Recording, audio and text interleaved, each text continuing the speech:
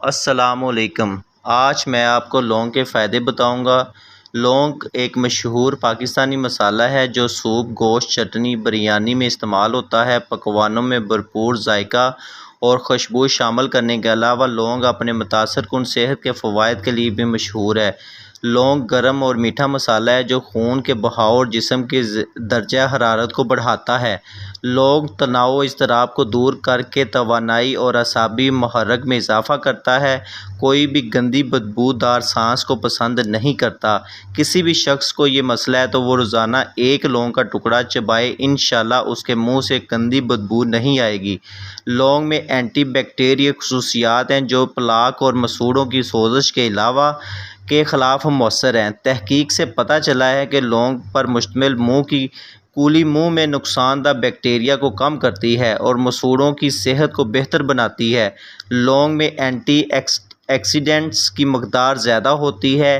Oxidative تناؤ کو کم کرنے کی صلاحیت کی وجہ سے اینٹی آکسیڈنٹ جگر کی بیماریوں کو روکنے میں مدد کر سکتے ہیں۔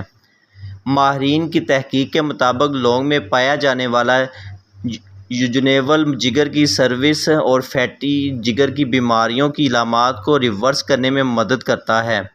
لونگ کا تیل خاص طور پر برونکائٹس، دمہ اور سانس کے دیگر مسائل کے علاج میں مؤثر ہے۔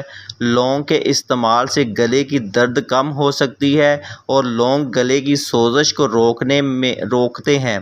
گلے کی بلغم کو ختم کرتی ہے۔ موٹاپے کو روکنے کے لیے لونگ میٹابولزم کو تیز کرتی ہے، اسی طرح وزن کم کرنے میں مدد دیتی ہے۔ اس کے اینٹی کولیسٹرومیک اور اینٹی لیڈ خصوصیات کو کولیسٹرول، پلازما گلوکوز کی سطح کو کم کرنے میں مدد دیتی ہے۔ لونگ وزن کم کرنے کا بہترین ذریعہ ہے۔ مردانہ طاقت بڑھانے کے لیے 2 لونگ ایک گلاس نیم گرم دودھ رات کو سونے سے 1 گھنٹہ پہلے استعمال کریں۔ چند دن میں انشاءاللہ آپ کو اچھا رزلٹ ملے گا۔ ہر سال کینسر کی وجہ سے بہت سے لوگ مر جاتے ہیں۔ لونگ میں پائے جانے والے خوشبودار جزو یوجینول اور فلونائڈ کو مائٹا کینین کینسر سے بچاؤ میں کردار ادا کرتے ہیں۔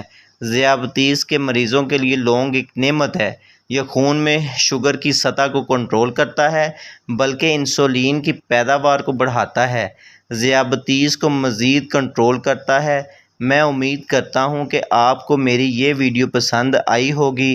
چینل کو ضرور سبسکرائب کریں اور دوستوں کے ساتھ ضرور شیئر کریں۔ اللہ حافظ۔